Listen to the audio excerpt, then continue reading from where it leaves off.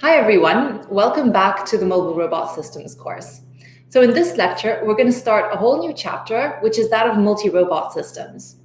So this is a topic that is very timely in terms of developments in R&D and in industry, and there's just simply so much progress going on. At the same time, it's a topic that I care very deeply about, as my research lab focuses almost entirely on methods that apply to multi-robot and multi-agent systems. So today I'll begin the narrative with a taxonomy, equipping you with all the right words to talk about multi-robot systems. And then we'll look into the first concrete application of multi-robot systems, which is that of collective motion. Without further ado, let's get started. So in this lecture, we will start to talk about multi-robot systems, which are simply systems composed of multiple autonomous agents or robots. And our introduction to multi-robot systems will begin with a taxonomy, where I hope to equip you with all the right words that will then allow you to talk technically about the variations of multi-robot systems design.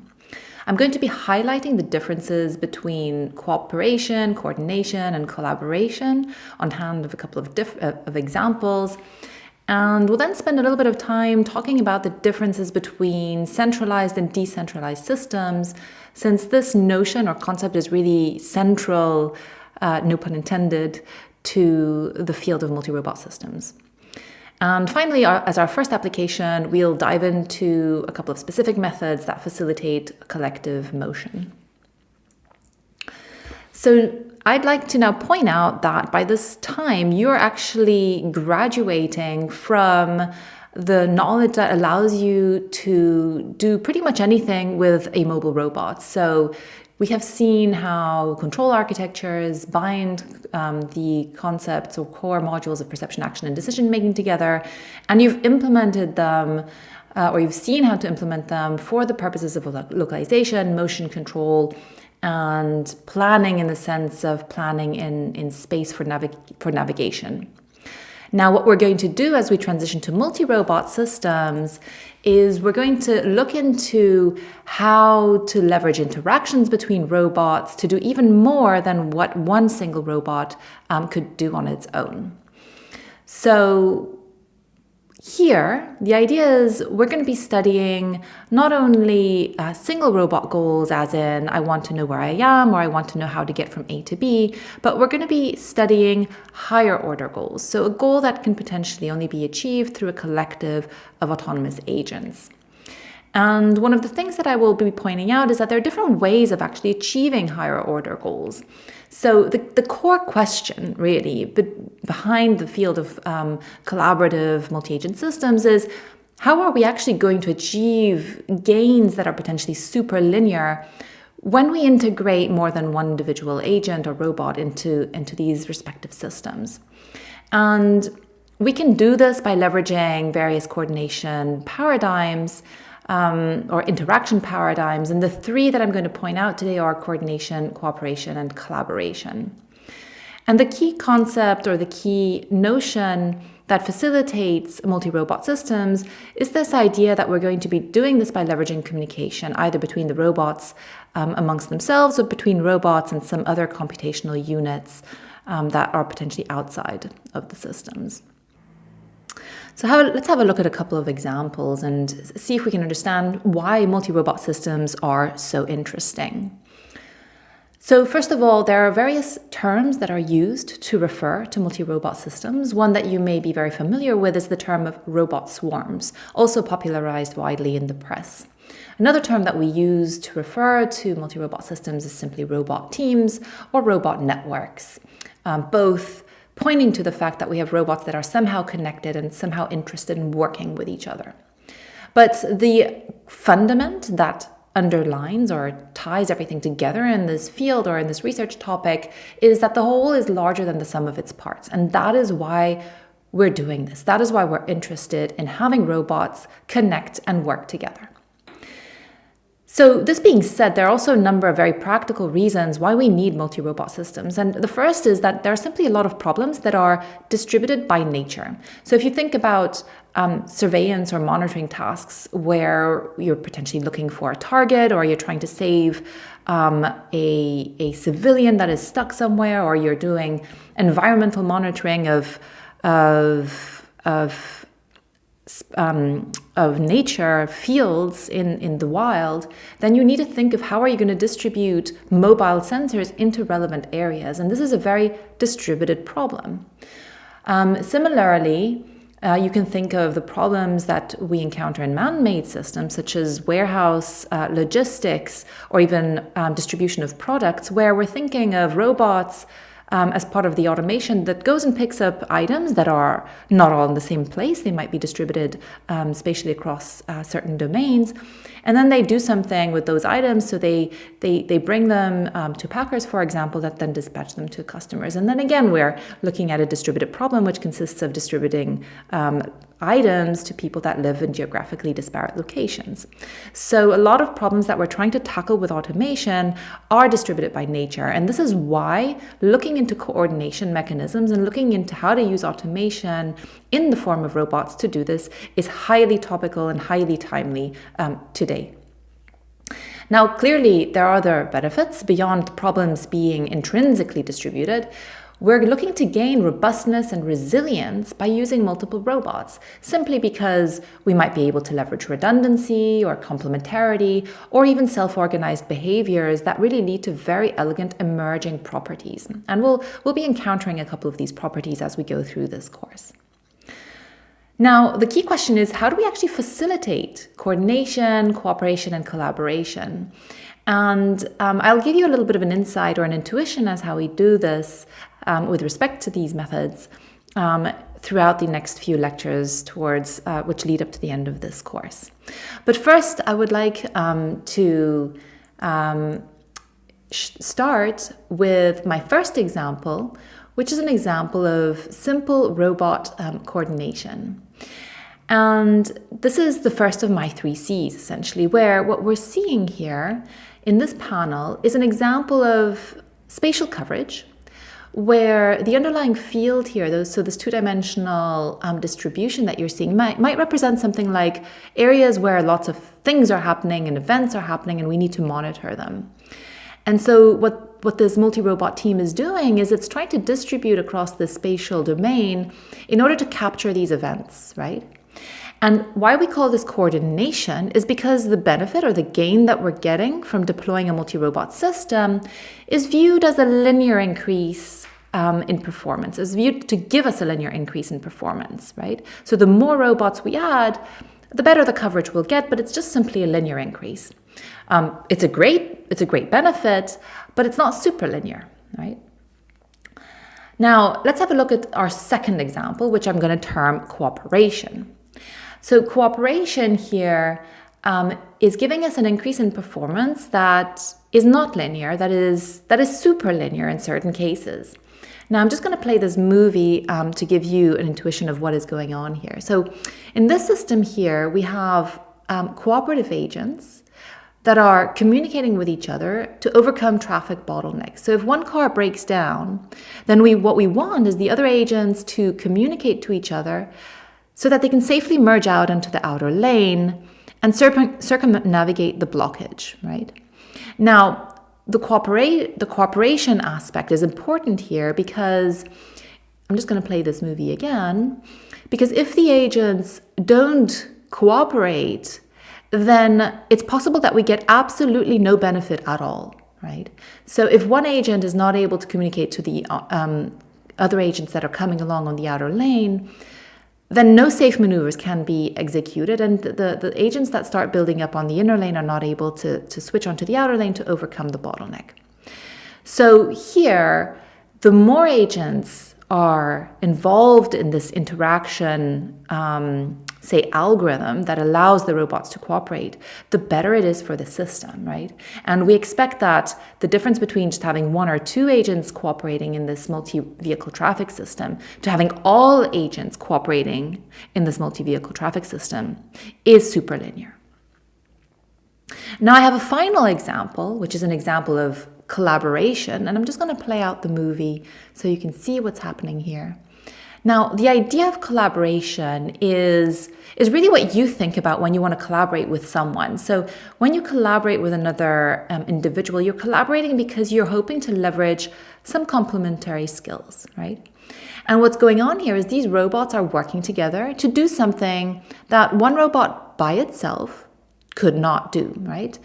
So without giving away what's actually being built here in this movie, I'll save that to the last minute, you kind of get the intuition, or you kind of get the insight that, yes, these two drones, they need each other to do what they're doing here, right?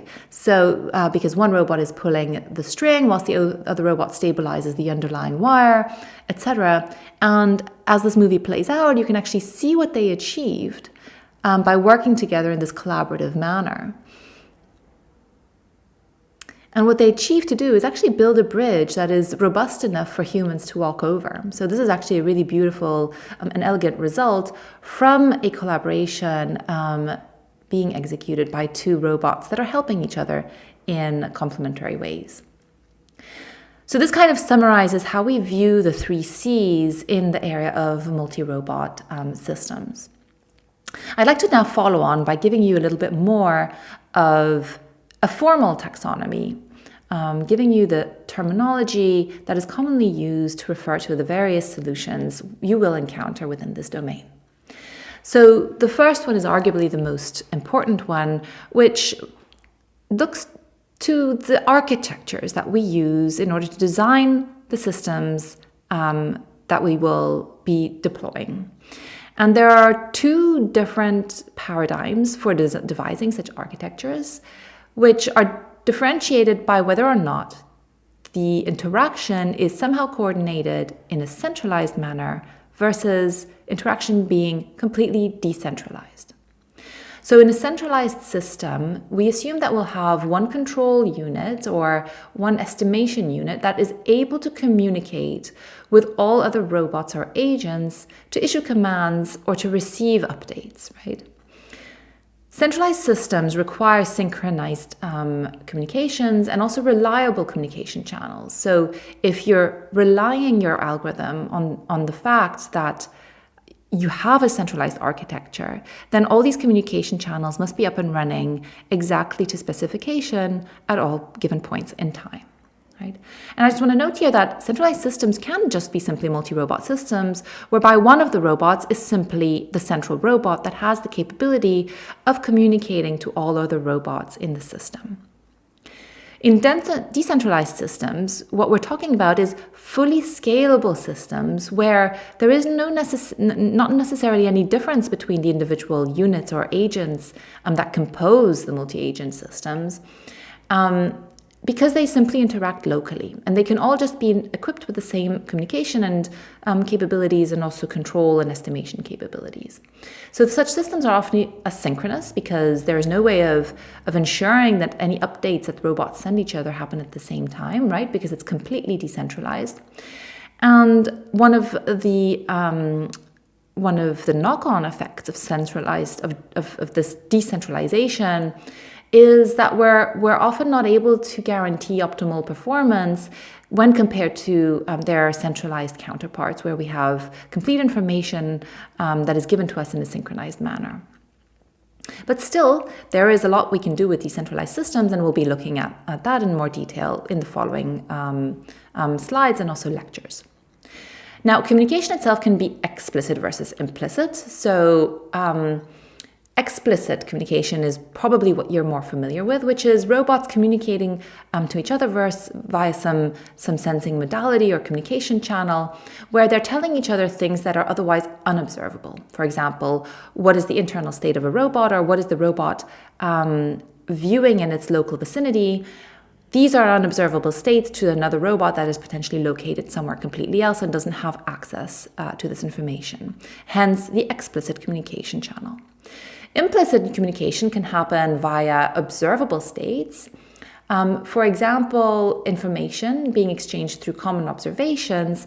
Now, I know this is this doesn't sound exactly intuitive, but one example I can give you at this point is the idea of stigmergy. And you might have heard of organisms in nature exploiting the fact that they can modify things in their environments and thereby leaving a signal to other robots that can then observe those modifications and interpret this as a communication or a message that was left by another robot. So this is something that is observable and can be shared via robots in an implicit manner. Now, heterogeneity is also a very interesting topic that is very timely within the field of multi-robot systems, because as we now understand what we can do with homogeneous systems, many people in R&D are now looking into what we can actually do when we have teams of robots that are different from each other, for example, teams of ground robots and drones. And what is interesting with such heterogeneous systems is that they can leverage inter-robot complementarity. So you could think of maybe ground robots working with drones to cover or survey certain areas, for example, in search and rescue missions where you don't know exactly where the target might be, right? So that's one example of where heterogeneity may be very interesting. So I want to touch briefly upon the topic of communication topologies because it relates to the concepts of centralization versus decentralization. Now, when we deploy multi-robot systems in space, so in their workspaces, be it planar or in volumes, we need to think about how they're configured and what capabilities they have in terms of how they're able to interact with other robots or agents in these systems. Now, if we're thinking of ordinary communications modules, then any communication channel or any communication module may be limited by the range, for example, that it's able to communicate within. And hence, a lot of roboticists often refer to disk models to simply classify the maximum range within which a robot is able to interact with other agents or influence other agents. So we will most commonly refer to these disk models because they're an elegant simplification or approximation of what we often encounter in real-world systems where robots are deployed with actual in-the-wild comms modules.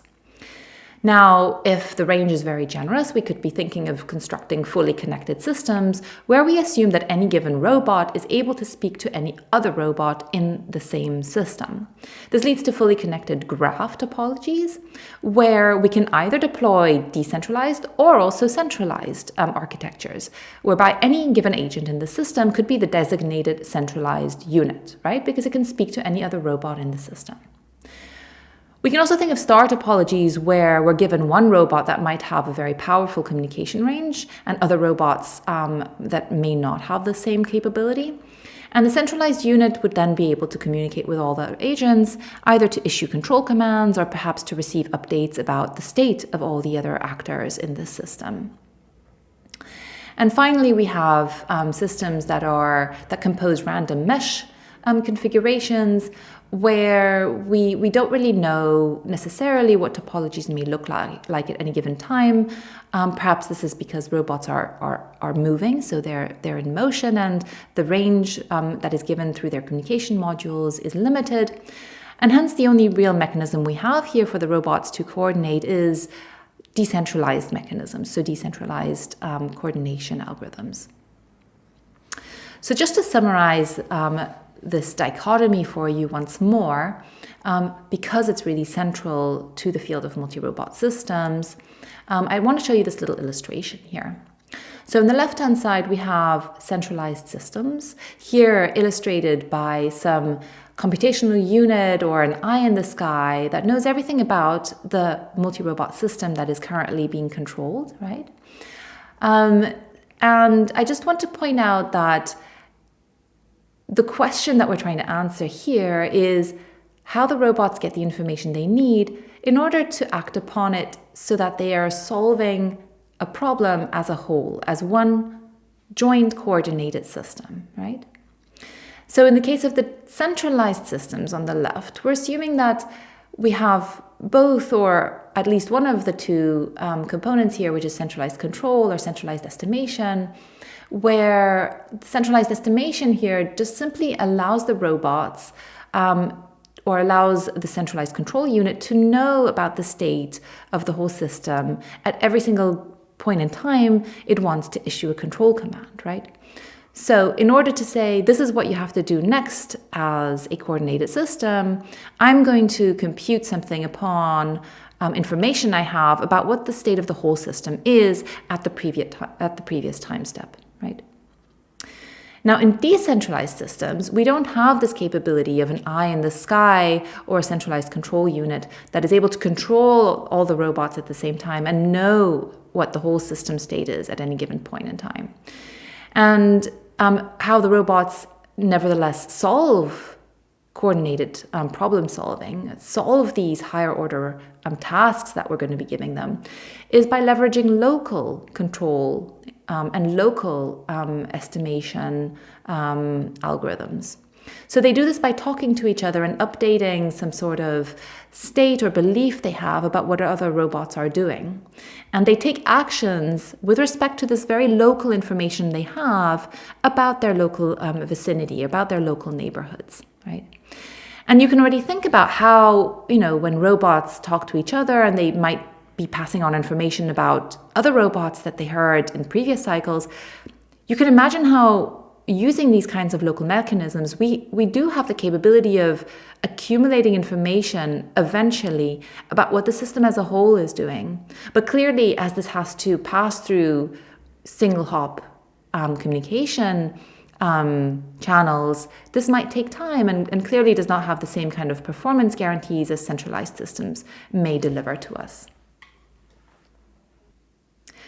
Now, let's have a look at a couple of examples or example applications that can be implemented in either way, so either decentralized paradigms or centralized paradigms. And the key here is that every application that I'm showing you here in these 4 panels is catering to a specific optimization objective. So if we look at the left-hand side column, we're looking at the examples of automated warehouses, where we have logistics happening in structured environments, or the problem of automated mobility on demand, think systems such as Uber or Lyft, where we're automatically assigning vehicles to passengers, right? And these vehicles could be automated or they could be driven by humans. But this is essentially also a multi-agent problem, right? Now, if our optimization objective says, well, we want to minimize the time it takes for all of the products or all of the humans to be picked up and delivered, this is actually a centralized optimization objective. And hence, the way that these systems are often implemented and solved are also through centralized algorithms. And hence, they exploit centralized computational units, such as cloud computing, for example, that is able to accumulate information about the state of the system at any given point in time. Now, on the right-hand side column, you see examples of search and rescue and surveillance, or formation control in the form of platoons in connected autonomous vehicles on highways. Now, again, it will depend on the optimization objectives that we're giving to these applications to solve, but these 2 applications, you could think of solving them in decentralized ways. For example, in the search and rescue example, in that application, you could think of the robots or the drones just speaking to each other locally and trying to maintain some sort of cohesion in the way that they move together in order to cover space. And they don't necessarily need centralized units to tell them how they're moving because they have a relatively good estimate of what the robots around them are doing, and that is all is needed in order to do their job.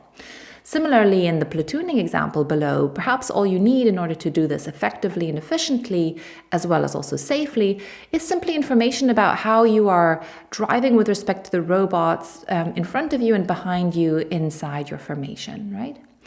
And so this is why decentralized control and estimation paradigms work well in certain applications. And this is just to show you the various optimization objectives we could consider for solving these various applications. So clearly in the logistics problems, we're looking at minimizing time, so efficiency with respect to time. And on the right-hand side column, we might be looking at maximizing area coverage or also minimizing time to reach targets, versus for the platooning, perhaps in terms of safety, minimizing collision probability, or simply maximizing the throughput of the traffic we're encountering on the highways. Okay, So just to conclude on the topic of decentralization, I'd like to stress that for many applications, we are trying to achieve similar or even the same performance that we would otherwise achieve if we had centralized systems. Now, there are several advantages beyond just trying to approximate centralized systems that are given to us through decentralized paradigms. In decentralized systems, one of the clear benefits is that we don't have the problem of single point failure. So if our centralized computational unit fails for some reason, centralized systems collapse. And this is something that we don't have to deal with when we have decentralized systems, right? Now, the hope is also that we're devising these systems that converge towards optimum performance as time progresses, as information flows through the multi-agent systems and as they gain more and more information about what the system as a whole is doing. And in order to achieve this, researchers have developed various types of algorithms, so we refer to them as either anycoms or anytime algorithms, that allow us to achieve certain properties. For example, in anycom systems, if communication performance degrades, our performance will only degrade gracefully and not abruptly, which is in contrast to the kind of degradation you would encounter in the case of failure in centralized systems. Analogously, in anytime systems, the more information you get over time, the more you converge towards these optimal solutions that you're striving to achieve, right? Now, there are challenges that we need to tackle, and these challenges are very holistic in the sense that they are systems design challenges, potentially also hardware challenges. And what we're looking at is problems that relate to information coming in with delay or even overheads. We're looking at asynchronous updates that is happening within the system, and hence it makes it very difficult for agents to know what information they can act upon at which moment in time. We have problems of rumor propagation because you don't know how many times a certain piece of information has circulated and how many times it has been integrated and into certain update algorithms, right? And this can lead to false notions of confidence in certain estimation algorithms. And finally, of course, this challenge that I've touched upon numerous times is that clearly we're often suboptimal when comparing our decentralized systems directly to centralized solutions. Now I'd like to move on to the first concrete application that we'll be looking at, that of collective motion. And as with many other strands of robotics, this particular strand has its origins in nature. So what does collective movement or motion look like in nature, and why is it so magical to us when we see it happen? So if you think of flocks of birds or fish or any herds of mammals or even flocks of geese, when you look at these formations, there are a couple of properties that are pervasive in all these systems. And one is that you see that they rarely collide. So the animals are very good at keeping formations whilst avoiding any types of collisions. There is rarely an apparent leader. So even in the flocks of geese, you'll notice that they take turns in heading the triangle. And there is tolerance of loss or gain of group members, as well as tolerance of obstacles that these flocks or herds may encounter throughout their flight or motion paths. Now, there are reasons why this happens in nature, and this has been quantified and demonstrated by a number of scientists throughout the last decades. For example, in the case of fish, it's been shown that these fish get together into schools when they're trying to protect themselves against predators, because getting together makes them look like they're very big, scary fish themselves. Other scientists have shown that when animals get together, they're able to combine sensory information through local interactions in order to, for example, detect predators or even for food foraging. And also, especially in the case of flight, it's been shown that moving in such specific formations clearly improves efficiency in terms of energy, as well as navigation accuracy. So these are two very interesting properties that emerge from flight information. So just to summarize the benefits and properties of collective motion in nature, we've seen, or we know for a fact that many natural systems do this because they benefit from this and they need these coordinated behaviors in order to survive. The specific case of geese is very convincing in that they're able to fly longer if they fly in formation, and they're also able to navigate more precisely when they fly in these formations. Now, what we'll be doing today is we'll be looking at, we'll start by looking at the case of flocking, and we'll be studying this from a decentralized perspective. So we'll be looking at how to achieve engineered formation control or engineered collective motion in the form of flocking when we're given systems that are built to function in decentralized manners. I'll be talking about Reynolds virtual agents and also graph-based distributed control in order to achieve this. I will also touch briefly upon flocking paradigms that can be constructed in a centralized way, although this is arguably much less interesting, and hence I'll just spend a minute talking or showing you an example of what you can do when you actually have centralized architectures available to you. So starting with exactly that bullet point here with centralized paradigms, I want to show you this movie of a demo that Intel did just a few years back with a very large group of drones here. And what you can see happening is that these drones are reconfiguring in the skies to create formations and interesting patterns that are recognizable to us humans, right? Now, this is very impressive, and clearly a very large number of robots were employed here in order to achieve this. But the kind of aspect that I want you to take note of here is that this system is centralized, which means that every single drone here is relying on commands that are coming from a ground station.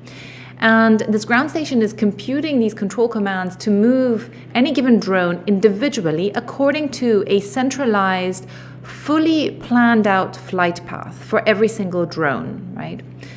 And the point here is really that there is no local interaction. And if our centralized base station, so the computational unit that's on the ground here, communicating all of this information to the drones would fail for any reason, well, nothing much would happen anymore, and possibly these drones would just simply drop down dead from the skies, right?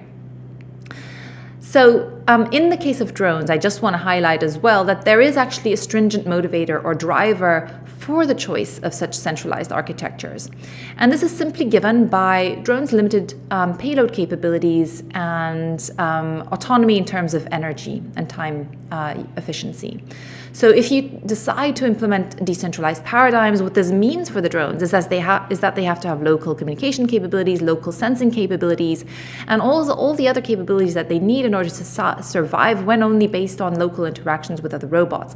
And hence they need to be able to observe what's going on in their immediate neighborhoods. And this might require some sophisticated sensing hardware, meaning that the robots have to carry additional weight, additional hardware. And this leads to the consequence that our drones will simply have less flight time. And for all these reasons, many people who work with drones or large groups of drones do rely on centralized control paradigms so that you can outsource computational as well as sensing capabilities to platforms that are not actually being carried by the drones themselves.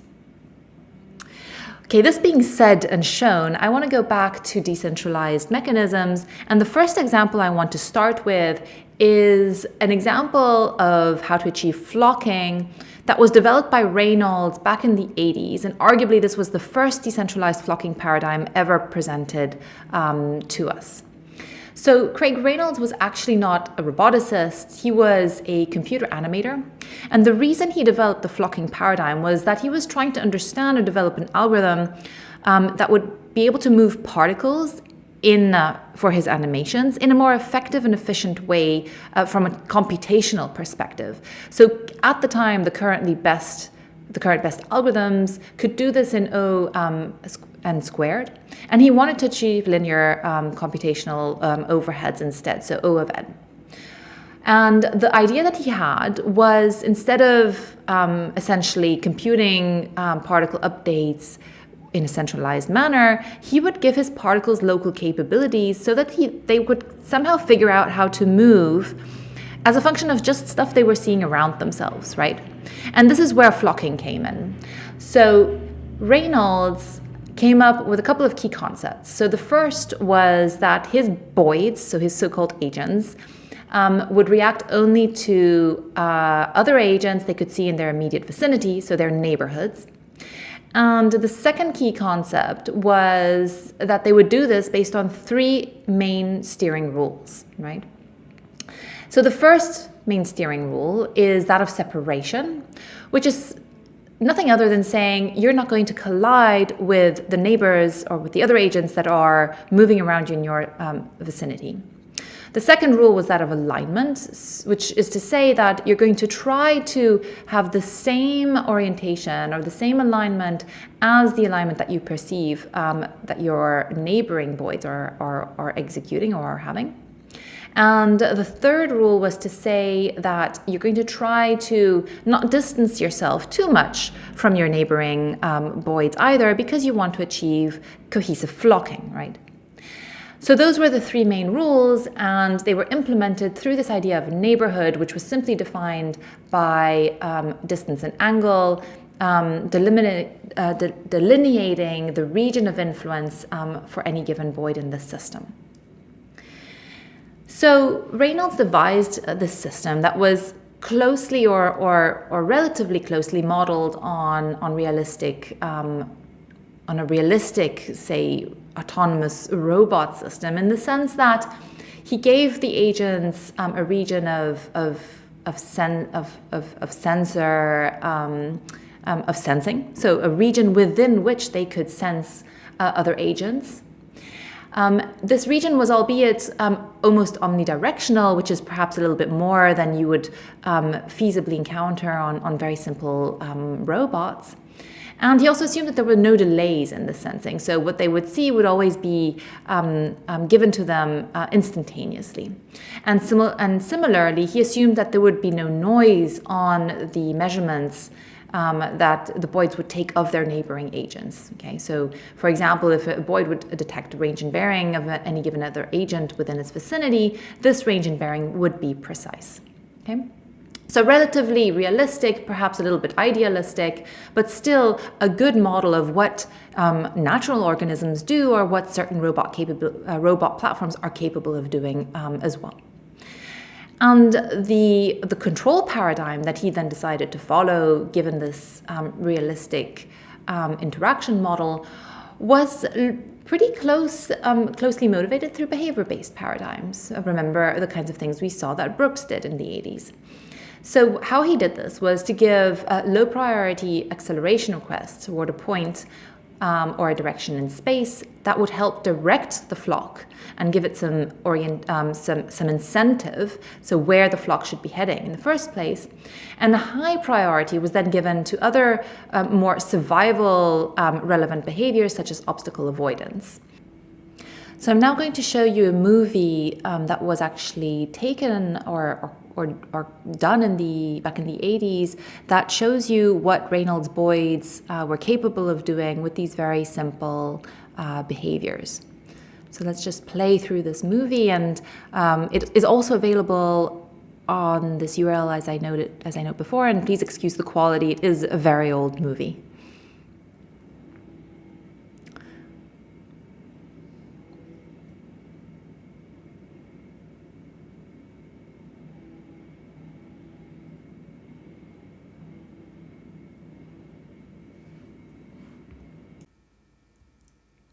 So I'd now like to look at another method that allows a group of agents to flock. And this method that I will be talking about is underpinned by an algorithm, which is referred to as the consensus algorithm. So as the name already gives away, the general idea that underlies the concept of consensus is agreement. And we're going to look at how we can use agreement protocols to enable a group of robots or agents to flock. So what this panel is showing you here is a very simple example or illustration of how we can achieve flocking in the presence of a leader with a group of holonomic point robots, so robots that can move in any directions in their workspace. And what you see illustrated here is a red robot that is acting as a leader. That leader robot does not actually change its heading at any point in time. It's actually just simply dictating it by broadcasting a constant value. And the other robots in blue are then receiving that information, by which channels they receive information that is depicted by dashed lines. So the dashed lines are representing our communication topology. And those point robots then integrate those received messages, update some local value that they then use to execute corresponding control commands. And the emergent behavior we see here is a flock of robots that together flock in a given direction dictated by a leader robot. Now, a few words on consensus before going into the details. It is actually a formally defined algorithm. It stems from control theory and has a couple of proven theoretical guarantees, which is very useful.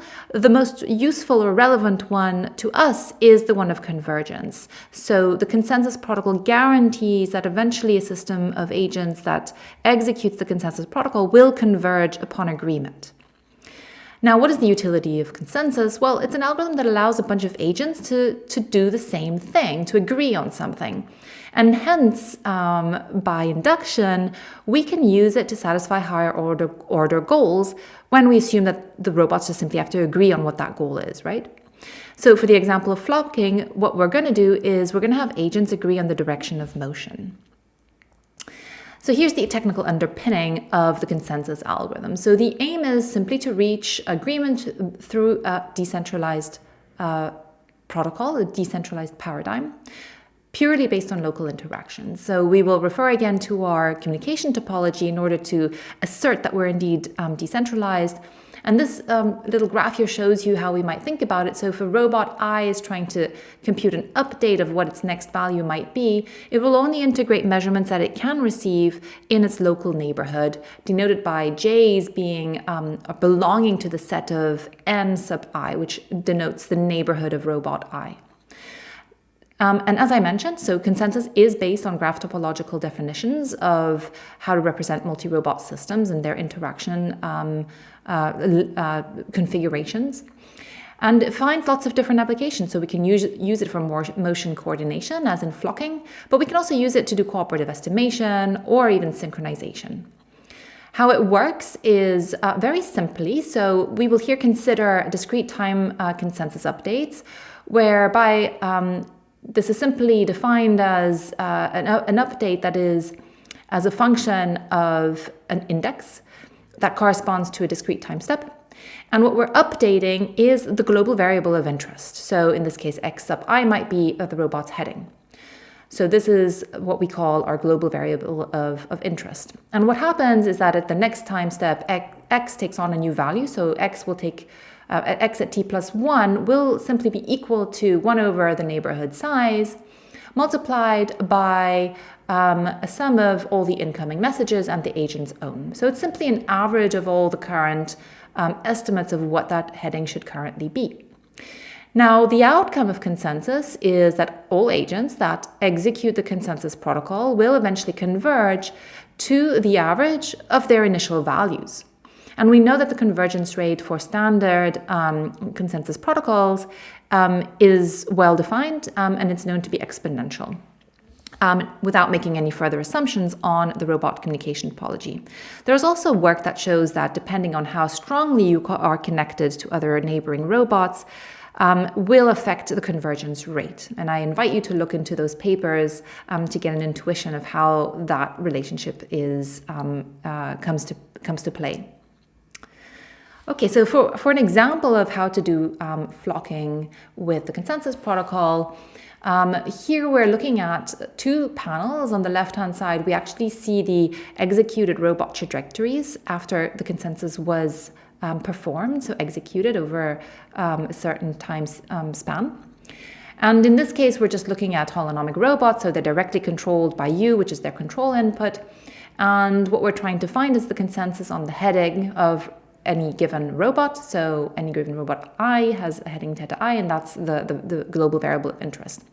Now, what's special in this particular panel is that, again, as in the little animation I showed you previously, we're assuming that we have a leader robot, which does not change its heading. So that's kind of special here. That leader robot will just be sending out messages, so broadcasting a heading, and when it receives messages, it simply discards them. It doesn't integrate them through the consensus protocol.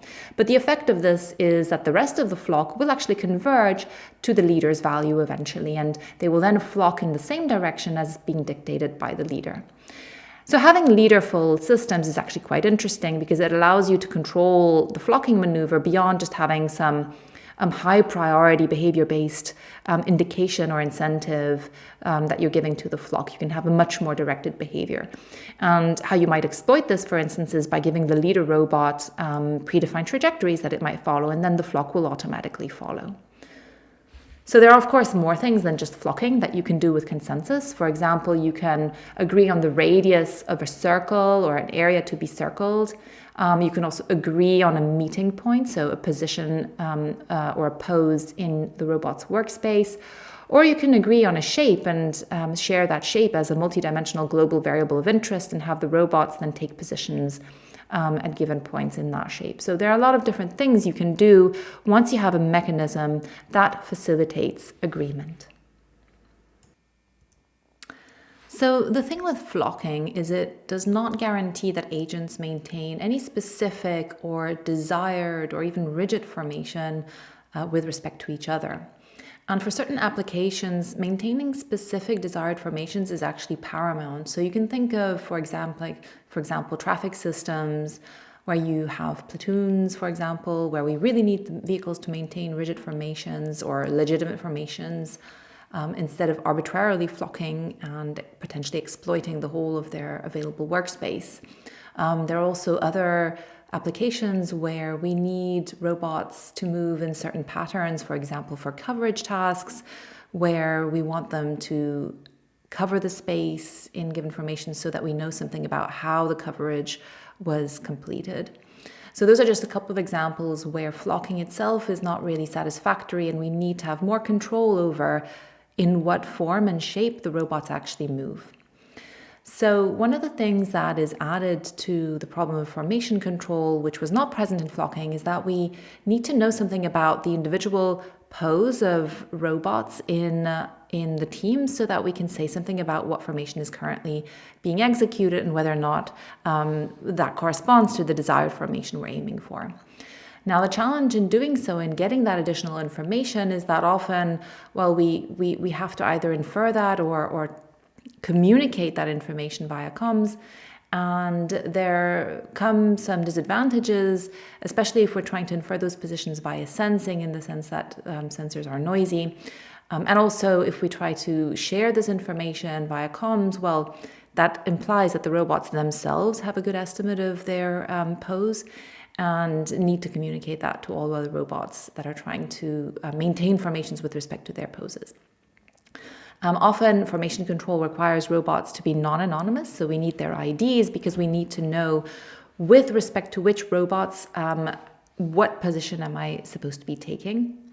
And finally, when we're dealing with robots that are non-holonomic, that can't necessarily move in any given direction in our state space, this poses additional challenges because maintaining formations with non-holonomicity constraints is non-trivial. We will today look at two specific examples or two variants of how to do formation control. The first one is a behavior-based paradigm published or proposed by Balch in 1999. And the second paradigm or example scheme I'm going to be talking about is a more formal approach to formation control published by Daz and colleagues in 2002. But first, I'd like to show you a movie that really illustrates the utility of maintaining formations. So in this particular example, the robots are actually together trying to carry an object to a goal position whilst circumnavigating obstacles in their work plane. And the formation in this case is being informed by forces that they might be sensing in their manipulator endpoints, in order to maintain a formation that is actually feasible and does not drop or break the object that they're actually trying to carry to the final destination. And here, so the main point is that the formations are being defined by force feedback coming from the endpoints that is detected by the robots. And each object itself will predefine a given formation. Now, what is interesting is that the robots are able to maneuver or to replan their trajectories and formations as a function of not only the formations they're supposed to maintain, but also the objects that they encounter in their work plane, so the obstacles that they have to circumnavigate. So in order to define a formation, you need to have some sort of reference point. And there are several ways of doing this. And I'm listing the three main mechanisms here. So in unit center reference schemes, what we do is we obtain the reference point by averaging positions of all robots. And any robot then determines its position relative to this center point.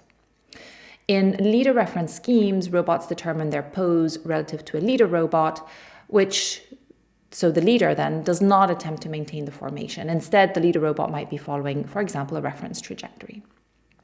And in the third scheme, the neighbor reference scheme, robots attempt to maintain relative poses to one another, given that they have some predefined neighborhood or neighboring predefined neighboring scheme. So they know which robots count as their neighbors, and they know which robots they're trying to maintain relative positions to. Now, key to all of these three is that we need to obtain positioning information. Now, how would we do this? And there are two main ways or two main options with which we can do this. So either each robot estimates its own pose and then communicates this, for example, via narrow or broadband channels to all the other robots in the team. Or we assume that there's no explicit communication and the robots then estimate their relative poses via sensory observations. So I can, for example, if I'm a robot and I see you, I can determine my relative range and relative pose or position with respect to how I'm seeing you, right? Given sensor input.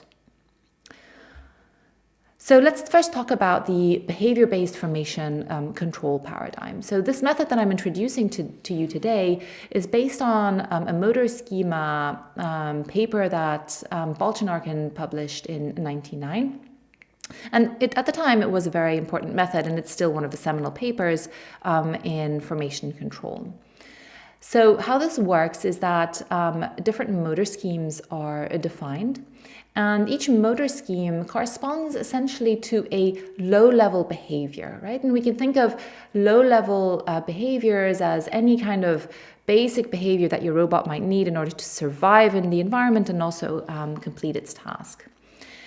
So, for example, I list a couple of these low-level behaviors here, these motor schemas. We have avoid obstacles, avoid robots, one that allows the robot to move to the goal, etc. And the way the motor schema paradigm works is by taking all of these low-level behaviors, computing vectors or behavioral responses for each and every one of them, and then combining them in a weighted sum to produce a resulting vector or directional input that gives the robot information on how it needs to move next. Okay.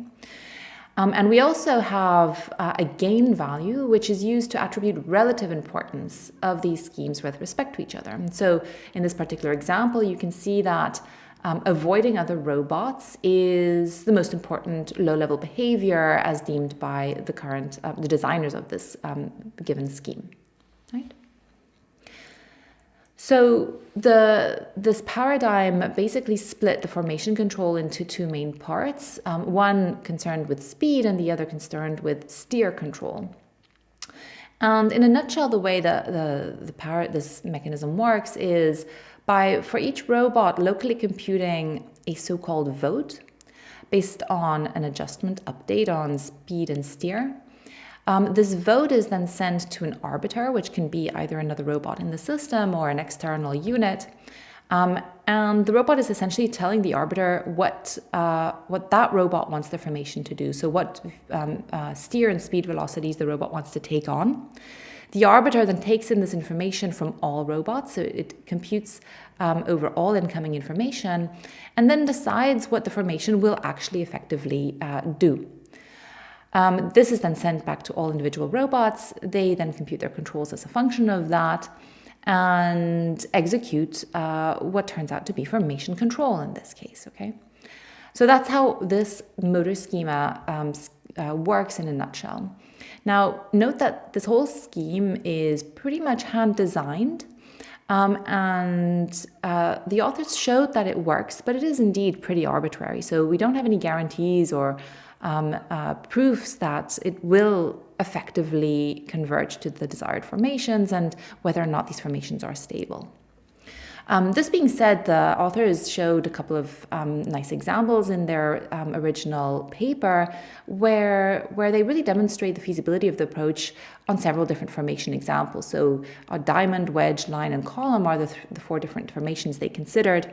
And what's nice is that they showed that due to the combination of several low-level behaviors, so these different motor schemas, these formations are pretty robust in the sense that they can circumnavigate the obstacles whilst still having the formation move into the desired overall direction, as well as actually maintaining the formation throughout all times. So note that there are a couple of assumptions that I really want to stress here. So the authors assume that, or the system of behavior-based control assumes that the robots are in a fully connected network, and they're non-anonymous, so you know the IDs of the robots. They also assume that robot poses can be obtained with little noise and delay. And they actually showed this on a relatively easy and straightforward implementation where we're essentially just considering point robots that are holonomic, so no motion constraints that have to be dealt with here. Now, how would we deal with the case where we actually have robots that are constrained, so four-wheel robots or differential drive robots, for example? And the problem we have here is simply stated that we can't steer in any given direction at any given time, right? So the directions dictated by the arbiter may not be feasible for all the respective robots in our current formation. Now, one way to get around this, and this was actually also proposed by the original authors of the motor schema, is to break down the steering commands into a fore, aft, and side-to-side correction command, which then allows the robots to, or it allows the arbiters actually to accept votes from the motor schemas in order to compute the speed and steering values, and then allows the robots themselves to then combine this with a rule-based program that selects the final speed and steering value as a function of whether or not they're feasible, right? So without going into more detail in this particular behavior-based approach, we already know that solving solutions like this in non-formal, more heuristic or empirical manners does not really satisfy a lot of properties that we might want to have in formation control, especially if we're considering safety-critical applications. For example, we cannot prove that we will eventually converge to the desired formation, and we can also not prove that if this formation, for any given reason, would be disturbed by something, will it reform in the desired into the desired shape eventually, right? And so this led to the question, well, can we actually solve this problem with more principled approaches? And this is now where I want to talk about a more formal approach, so a control theoretic approach that does actually provide these guarantees. And there is one seminal paper that proposes a relatively simple paradigm that I'm going to introduce to you next. So here's the more formal way of representing the formation control problem.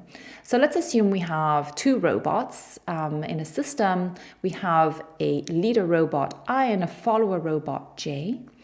And each of these robots have controls, so U sub I and U sub J, which are in this case two-dimensional, so we have forwards and rotational velocities.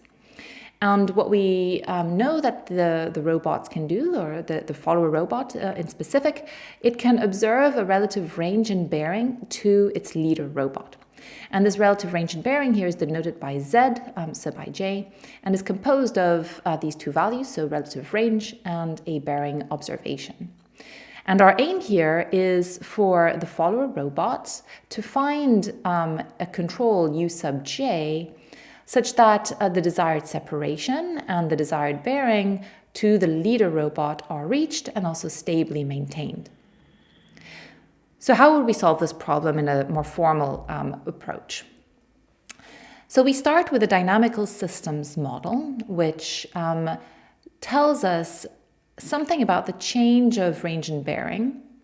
And in this case, we know that we can formulate it as a linear combination of the controls affected by robot J and robot I. Okay? And without going into the details of this linear combination, we know that we can derive matrices G and F such that this relationship is satisfied. So I'm giving you these matrices here for completeness. Now what we want is we want a closed loop control mechanism in order to achieve a desired formation, which is to say we have a desired Zij, so we have a desired relative range and bearing, and we have a measured Zij, so we know what our current true relative range and bearing is. And we also know that we can control the follower robot through U sub j to affect change in Z sub ij, okay? And hence we can simply state that this change will be affected by a proportional control law, right? So now what I really want to do is I want to know what my follower robot has to do in order to achieve my desired relative position. So I want to back out U sub j, and I will do this by simply plugging in my Z dot into my dynamical systems equation at the top of this panel, and then solve it for my controls U sub j. And the result of this is the final equation noted on this slide, which gives me the equation of U sub j as a function of my desired formation, my observed observation, and information on how my leader robot is moving. Okay? So just to highlight or stress this, I need to know two things in order for this closed loop control paradigm to work. I need to know what my desired relative formation is, so my relative Z. And I also need to know the control value U sub I of the leader robot in this case, right? So Das and colleagues actually showed that this leads to very elegant formation control. So here is just a depiction of one of the panels from the paper where you have a leader robot and all the other robots in this team are trying to maintain a formation with one other given leader robot in the system. And we see here how the leader robot is tracing a reference trajectory and the other robots are maintaining formation with respect to their given sub-leaders, right? And what's interesting is they also implemented this on actual robots, so robots with omnidirectional sensors. I believe in this case they were cameras that allowed them to obtain relative range and bearing to other robots. And they had these robots maintain a formation. And what you see in these two panels here is the straight line would be the desired separation L, or the desired bearing psi, and how the measured values evolved as a function of these desired values. And you can see the starred points that I have noted here, highlighted here, are moments in time where a user came in and disturbed one of the robots, so held it back, to see whether when the robot was then let go, whether the formation would then be able to regain its desired shape, right? And what's nice is that you can see how the values very swiftly recuperate from this disturbance with very small noise values again after the disturbance maintained around the desired values. Okay, so this is just showing that not only are there proofs in the paper that provide guarantees on whether or not this formation will eventually converge, but also we are able to prove stability of these formations and also able to demonstrate them in reality with actual physical platforms. Now, I didn't talk much about how noise affects formation control, and I just want to conclude this lecture with a final video of formation control that was executed with noisy relative range invariant sensors. And what you see here is a group of 4 robots trying to maintain a formation of, so a diamond formation, and trace an 8 pattern. Now, this very first control you see is a basic P controller. And given that the sensors are providing the other robots with pretty noisy information, this 8 shape that the robots trace isn't very smooth. Now, as we increase the capabilities of the controller, we're now doing PI control. You can see that the 8 that is being traced is a bit better because it's being predictive on the leader's position, right, to eliminate the lag. So this helps quite a bit with the maintenance of the formation. And now we move on to Bayesian control with so Bayesian estimation with PI control, where the Bayes component here is actually estimating the position of the leader, so being even more predictive about what the robots think the leader is going to do. And this is further smoothing out some of the inconsistencies in the sensor information. And the final version here is seeing a Bayes estimator plus an EKF, so Kalman filter, that is estimating the speed as well. And you can see how all this predictive information combined with the best possible control leads to a very nice and smooth formation of the robots whilst they trace this figure 8 pattern.